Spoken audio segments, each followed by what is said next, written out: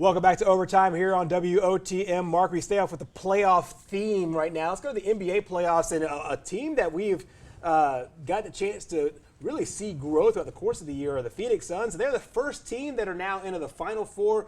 They won their series against the Denver Nuggets in a sweep 4-0.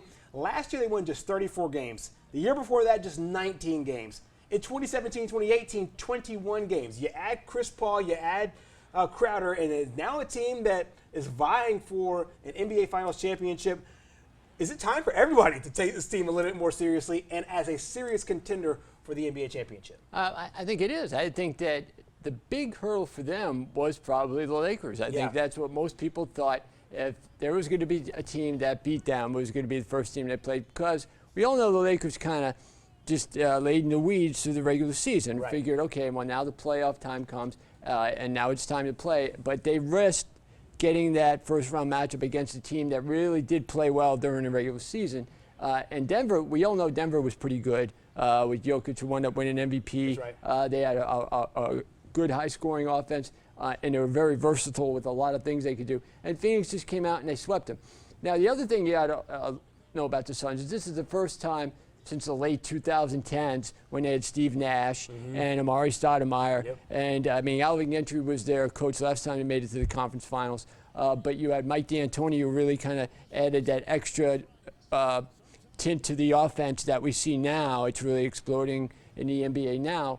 And they had a lot of success in the, starting with Barkley, or when Tom Chambers came over in like the late 80s, up until 2009, 2010, guys like Jason Richardson, we mentioned Steve Nash, Stephon Marbury, Jason Kidd. There were a lot of guys that came through that system. Sean Marion, so Phoenix, for the first time since that was back in 2010, 2009, 2010. So it was the first time in a long time they've been able to win one playoff series, and now they pretty much went right through Denver, and then now they're waiting for their next opponent. Exactly. We'll take a look at where we stand right now in the Western Conference. The number 1 seed Utah Jazz have a 2-1 lead over the Clippers. That game 4 is tonight in the City of Angels. Meanwhile, the Phoenix Suns and Denver Nuggets, series over. Suns are marching on. Denver is going to Cancun. Meanwhile, on the eastern side of the bracket, the Nets and the Bucks have a really interesting storyline, because it looked like after 2 games this thing was going to be over,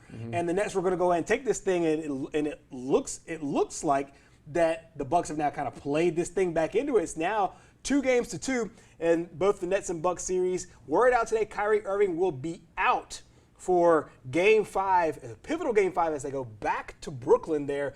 What are your thoughts on that series? Let's take also a look at the other series between the Philadelphia 76ers and the Atlanta Hawks. I think the Phillies are on everybody's mind around here since the way they played against the Braves. But Kevin Durant's really trying to show that he's one of the best players in basketball still, and that he can take a team on his back and take a team to the NBA Finals. So he's averaging almost 29 points a game, almost 30 points a game, really coming through for the Nets. He's played in all 4 games. Kyrie played in all 4 games too. He's averaging 20 points a game and shooting almost 50%. Then you look at the Bucks. Greek Freak's been a difference maker, almost, again, right where Durant is. Just under 30 points a game, averaging 12 rebounds a game, and shooting over 54%. So Middleton, too, is stepping up over 21 points a game. So the Bucks have the players to score and beat them if they're not at their best, which if they don't have those 2 other guys, they don't have Harden and they don't have Kyrie. Kyrie, we know, makes a lot of big shots at big times. I don't think they're going to have the success they would have had with just even one more of those guys. If the Nets do lose Game 5, if the Bucks win it, do you see it as series over? Well, I think the Bucks, that would be the time to do it, because you don't want to go back to New Jersey, and I think that the Bucks are expected to at some point take over the East. Exactly. One quick final look at the way the Eastern Conference shakes out. Once again, the 76ers lead 2-0 over the Atlanta Hawks. Game 4 tonight in Atlanta.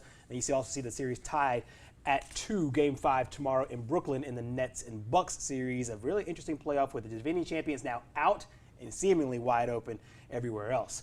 Coming up next here on Overtime, we will close it up. Also, a quick shout out to one of our teams up north. Hey.